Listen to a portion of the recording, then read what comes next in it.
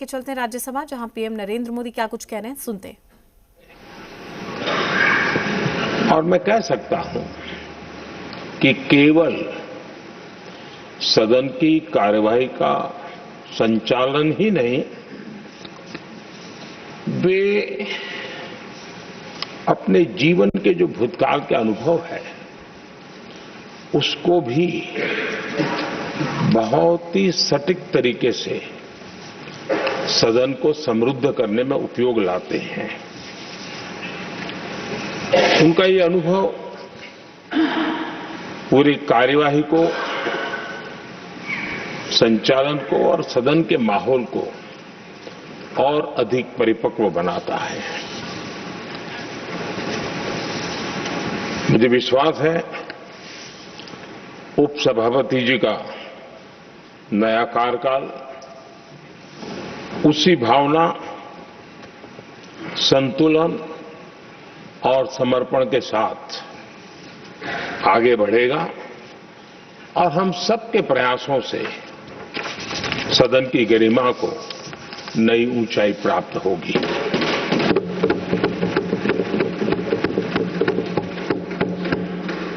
आदरणीय सभापति जी, हरिवंश जी का जन्म जेपी के गांव में हुआ और सहज रूप से ग्रामीण पृष्ठभूमि के कारण उन्होंने अपने गांव के विकास में विद्यार्थी काल से भी कुछ न कुछ करते रहे। उनकी शिक्षा दीक्षा काशी में हुई और इन सारे विषयों पर मुझे भूतकाल में बोलने का अवसर मिला तो मैं काफी कुछ कह चुका हूं, इसमें से आज को दोहराता नहीं हूं। एक बात का उल्लेख आज जरूर मैं करूंगा। आज 17 अप्रैल है और 17 अप्रैल 1927 हमारे पूर्व प्रधानमंत्री चंद्रशेखर जी की जन्म जयंती भी है।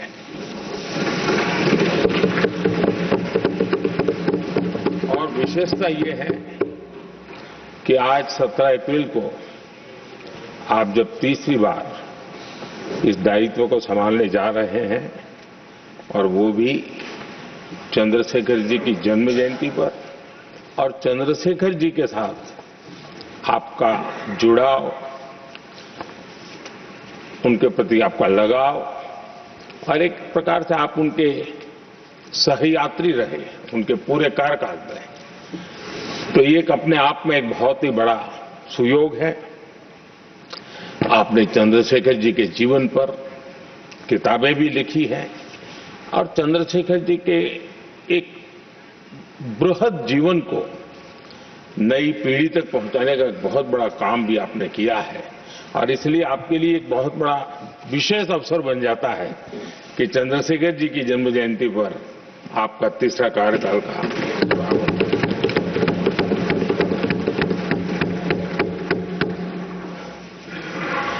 हरिवंश जी का सार्वजनिक जीवन केवल संसदीय कामों तक सीमित नहीं रहा है। पत्रकारिता के उच्च मानदंड आज भी आदर्श के रूप में रेखांकित किए जाते हैं। लंबा जीवन पत्रकारिता का रहा, लेकिन पत्रकारिता में भी उन्होंने उच्च मानदंड को हमेशा आधार माना। हम सब जानते हैं उनकी लेखनी में धार है, लेकिन उनकी वाणी में और व्यवहार में सौम्यता और शिष्टता भरी भरी रहती है। ये अपने आप में, और मैं जब गुजरात में था तब भी मैं उनकी लेखों को पढ़ने की मेरी आदत रही थी और मैं देखता था कि वे अपना पक्ष बड़ी दृढ़ता के साथ रखते थे और मैं अनुभव करता था कि उसमें काफी अध्ययन के बाद उसका निचोड़ उस पर प्रकट होता था। पत्रकारिता में भी अंतिम व्यक्ति तक पहुंचने का उनका निरंतर प्रयास रहा और एक सफल प्रयास भी रहा। और हम देखते हैं सदन में भी, चाहे पॉलिसी हो या प्रोसेस हो, उन बातों का कहीं न कहीं छाया हमें हमेशा नजर आती है और ये हम सबके लिए सुखद अनुभव है। वे समाज की वास्तविकताओं के साथ गहरे जुड़ाव के साथ काम करने वाले व्यक्ति रहे। मैं तो कहूंगा जो चाहे लोकसभा हो या राज्यसभा हो, जो नए सांसद आते हैं वे हरिवंश जी से बहुत कुछ सीख सकते हैं, बहुत कुछ बातें करके उनसे जान सकते हैं। क्योंकि जब वो पत्रकारिता में थे तो उनकी एक कॉलम चलती थी, हमारा सांसद कैसा हो, हमारा पार्लियामेंट मेंबर कैसा हो। तब उनको शायद पता नहीं होगा, कभी उनको भी बैठना पड़ेगा, लेकिन वो लिखते थे और वो बातों में बहुत ही व्यापकता रहती थी। सदन की गरिमा और बैठने वाले सदस्य का दायित्व और उसके आचार विचार को लेकर भी बहुत गहरा उनका अध्ययन रहता था। और उन बातों का उपयोग आज हमारे सदन के साथी उनके साथ बैठ करके बहुत कुछ जान सकते, सीख सकते हैं। समय की पाबंदी, एक डिसिप्लिन लाइफ में और अपने कर्तव्यों के प्रति गंभीरता, ये आपकी विशेषता रही है और शायद इसी के कारण आप सर्वस्वीकृत व्यक्तित्व आपका विकसित हुआ है।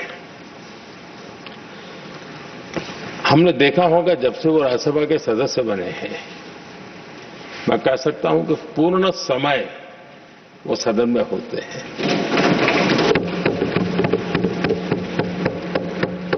सभापति जी की अनुपस्थिति में सदन को संभालने का काम तो करते ही हैं, लेकिन बाकी समय भी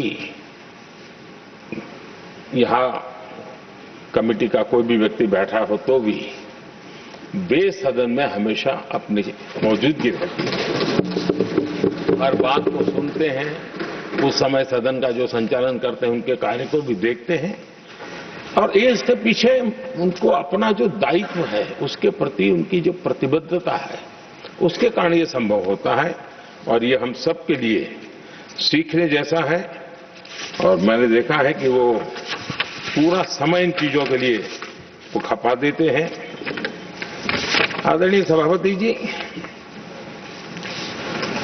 उपसभापति के तौर पर सदन को कैसे चलाया, सदन में सदस्य के तौर पर क्या योगदान दिया, इस बारे में हम स्वाभाविक रूप से एक सकारात्मक चर्चा करते रहते हैं, लेकिन सदन के बाहर जनता के बीच वो कैसे अपने लोकतांत्रिक और सामाजिक दायित्वों को निभाते हैं, ये भी हम सार्वजनिक जीवन में जो लोग हैं उनके लिए सचमुच में ध्यान आकर्षित करने वाले विषय हैं और हमने उसको देखना चाहिए। मैं अपने अनुभव से कह सकता हूं उनके काम सराहनीय तो है ही, अनुकरणीय भी है। हमारा देश युवा देश है और मैंने देखा है कि हरिवंश जी ने अपने समय का उपयोग सबसे ज्यादा युवाओं के बीच में बिताना पसंद किया है। युवाओं को में लगातार गंभीर विषयों पर जागरूकता बने, एक प्रकार से लोक शिक्षा का काम निरंतर चलता रहे, ये अपने आप में वो लगातार करते रहते हैं। वो देश भर में उनका भ्रमण रहता है। वे मीडिया के नजरों में बहुत ज्यादा रहने का उनका शौक नहीं है, लेकिन भ्रमण और कार्यक्रमों की श्रृंखला उनकी लगातार चलती रहती है। 2018 में जब उन्होंने राज्यसभा के उपसभापति की भूमिका निभानी शुरू की उसके बाद जो मेरी जानकारी है, कॉलेजेज और यूनिवर्सिटीज में 350 कार्यक्रम किए हैं। तो ये बहुत बड़ा काम है। देश की यूनिवर्सिटीज और कॉलेजेज में 350 से अधिक कार्यक्रम, जाना आना, उनके साथ बैठना, बातें करना, उसके लिए विषयों की तैयारी करना, ये अपने आप में बहुत बड़ा एक प्रकार से आपने व्रतस्थ के रूप में इस काम को किया और युवाओं से ही जुड़ने के लक्ष्य को आपने जरा भी ओझल नहीं होने दिया है। और विकसित भारत का सपना युवाओं के लिए भी क्यों होना चाहिए, इस मूल विषय को अलग अलग तरीके से जिस प्रकार से विद्यार्थियों का मूड हो वो बताते रहते हैं।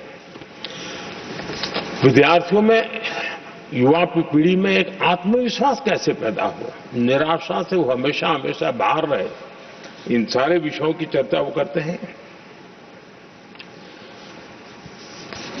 उनके कुछ ऐतिहासिक रेफरेंस के साथ बात करते हैं कि हम ऐसे क्या कारण है कि हम जितनी तेजी से जाना चाहिए था आगे नहीं जा पाए, अब अवसर क्या आया है, सारी बातें वो, और देश कितनी बड़ी छलांग लगा सकता है, ऐसे आत्मविश्वास भरने का काम उनके द्वारा होता है। आजकल देश में लिटरेचर फेस्टिवल एक बड़ा सिलसिला चला है और अब तो वो टियर 2, टियर 3 सिटी तक भी वो सिलसिला चला है। लिटरेचर फेस्टिवल्स में भी हरिवंश जी का अक्सर जाना होता है और उस समाज के उस तबके को भी वो अपने विचारों से प्रभावित करते रहते हैं, प्रेरित करते रहते हैं। आदरणीय सभापति जी, मैंने उनके जीवन का एक प्रसंग जो सुना है, शायद हो सकता है साल वगैरह में मैं बहुत मेरी जानकारी सटीक न भी हो, मैंने सुना है कि 1994 में हरिवंश जी पहली बार विदेश यात्रा की और वो अमेरिका गए। जब अमेरिका गए तो अपने तय कार्यक्रमों के अलावा जब उनसे पूछा गया कि आप कहीं और जाना चाहते हैं, कुछ करना चाहते हैं, तो उन्होंने आग्रह से कहा कि मैं जरूर, ये विकसित देश है तो मैं उसकी यूनिवर्सिटीज को देखना समझना चाहता हूं, वहां की ऐसी कौन सी शिक्षा और कल्चर है जिसके कारण ये देश इतना आगे बढ़ रहा है। और उन्होंने काफी समय अपने निर्धारित कार्यक्रमों के सिवाय पहली अमेरिका की यात्रा में सिर्फ और सिर्फ यूनिवर्सिटीज में बिताया, उसका अध्ययन करने का काम किया। यानी ये जो ललक थी उनके मन में कि अगर एक विकसित देश की यूनिवर्सिटी से जो निकलता है तो हिंदुस्तान की यूनिवर्सिटीज भी ऐसी हो ताकि विकसित भारत का सपना वहीं से रेखांकित किया जा सके। आदरणीय सभापति जी, एमपीज को एमपी लेड फंड के संबंध में तो काफी चर्चा रहती है और एक बड़ा पसंदगी का विषय भी रहता है एमपीज में, और कभी कभी तो ये भी संघर्ष रहता है कि एमपी लेड फंड इतना है और वहां उधर एमएलए फंड ज्यादा है, उसकी चर्चा रहती है। लेकिन एमपी फंड का उपयोग कैसे हो, एमपी लेड जो फंड की बातें उसमें हरिवंश जी के विचारों को मैंने स्वयं भी सुना है, मैं प्रभावित हूं इससे, लेकिन हमारी भी कुछ मजबूरी रही है, शायद हम उनकी अपेक्षा के अनुसार उसको कर नहीं पाए हैं, क्योंकि सबको ऐसे विषय में साथ लेना जरा कठिन होता है। लेकिन उन्होंने खुद के उस जिम्मेवारी को कैसे निभाया है, मैं समझता हूं वो भी हम लोगों ने, उन्होंने ये एमपी लेड फंड था जो अपने जो विचार हैं उसको विचार को ही नीचे धरातल पर उतारने के लिए उपयोग किया। शिक्षा क्षेत्र और युवा पीढ़ी ये उसके सारे केंद्र में रहा। एमपी लेड फंड उन्होंने इस्तेमाल करने के लिए एक एक मिसाल पेश की है।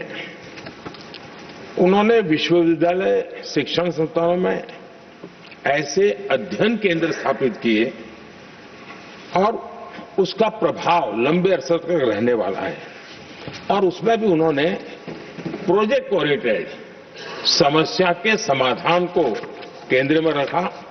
जैसे लुप्त होती जा रही भारतीय भाषाओं उनके संरक्षण के लिए उन्होंने आईआईटी पटना में एक अध्ययन केंद्र के लिए एमपी लेड फंड का उपयोग किया। तो उस काम को वो लगातार वहां हो रहा है। एक और उन्होंने काम लिया, जो बिहार में कुछ क्षेत्र है जहां भयावह भूकंप की घटनाएं घटती रहती है। नेपाल में भी छोटा सा भूकंप आ जाए तो भी इस क्षेत्र को प्रभावित करता है। इस काम को ध्यान में रखते हुए उन्होंने एमपी लेड फंड से सेंटर फॉर अर्थक्वेक इंजीनियरिंग के रूप में एक स्टडी सेंटर रिसर्च के लिए खुलवाया है। यानी वो स्टडी का काम करना, रिसर्च करना, उस पर लगातार काम कर रहा है। हम जानते हैं कि जैसा मैंने कहा, जयप्रकाश जी का गांव सिताब दियारा, हरिवंश जी वहीं हैं और वहां गंगा और घाघरा दो नदी के बीच में एक गांव है। तो हमेशा ही जल के कारण जो कटाव की समस्या रहती है वो गांव परेशान रहता है और नदी धारा भी बदलती रहती है तो विनाश भी बहुत होता रहता है। उसको भी ध्यान में रखते हुए उन्होंने एमपी लेड फंड से इसके वैज्ञानिक अध्ययन के लिए उन्होंने पटना की आर्यभट्ट नॉलेज यूनिवर्सिटी में एक नदी अध्ययन केंद्र खुलवाया है। पटना के ही चंद्रगुप्त प्रबंधन संस्था में वो business incubation and innovation centre बनवा रहे हैं। एआई के उस दौर में मगध विश्वविद्यालय में आर्टिफिशियल इंटेलिजेंस सेंटर बनाया है। यानी एमपी लेड फंड का एक निर्धारित दिशा में काम कैसे किया जा सकता है, इसका एक उदाहरण आपने प्रस्तुत किया है। आदरणीय सभापति जी, हम सभी ने अनुभव किया है कि लोग जब अपने गांव से स्थानांतरण करते हैं, दूसरे शहर में जाते हैं, तो जीवन में एक प्रकार से गांव से कट जाते हैं। हरिवंश जी का जीवन आज भी गांव से जुड़ा रहता है, अपने गांव से जो जुड़ा रहता है वो लगातार वहां के सुख दुख के साथी बन करके वो अपना जो भी कंट्रीब्यूशन कर सकते हैं वो करते रहते हैं। आदरणीय सभापति जी, जिस संसद की नई इमारत में बैठे हैं उसका जब निर्माण कार्य चल रहा था तब मुझे उनके साथ निकट से काम करने का अवसर आया और मैं अनुभव कर रहा था कि जो विचार मेरे मन में आते थे मैं हरिवंश को कहता हम ऐसा करें तो कैसा होगा।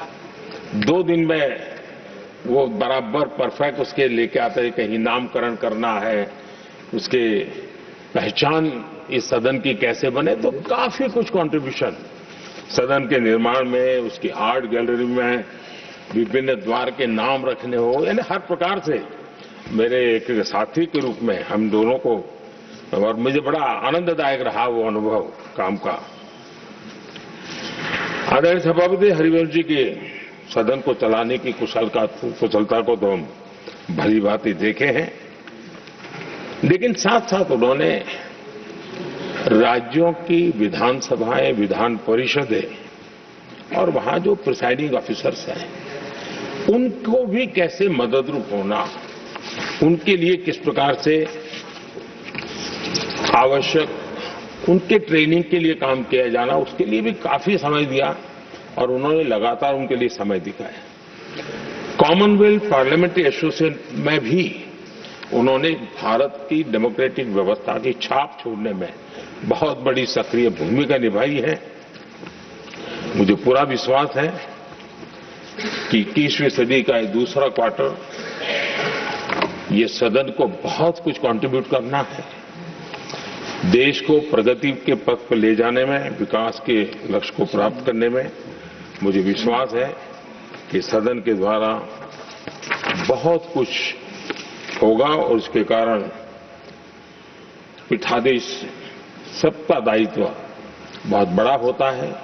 हम सबका बड़े विश्वास से मैं कह सकता हूं कि सभी साथी आप जो चाहते होंगे उसको पूरा करने के लिए सहयोग करते रहेंगे और आपके काम को कठिनाइयों में न परिवर्तित करें, इसके लिए ताकि आप ज्यादा आउटकम दे सकते हैं, और मुझे विश्वास है सब लोग इसको करेंगे। और मैंने पहले भी कहा था कि हरि कृपा पर है सब कुछ, और हरि तो यहाँ के भी है, हरि वहाँ के भी है, और हरि यहीं बैठेंगे। तो हरि कृपा बनी रहे, इसी एक अपेक्षा के साथ मेरी आपको बहुत बहुत शुभकामनाएं हैं। बहुत बहुत धन्यवाद।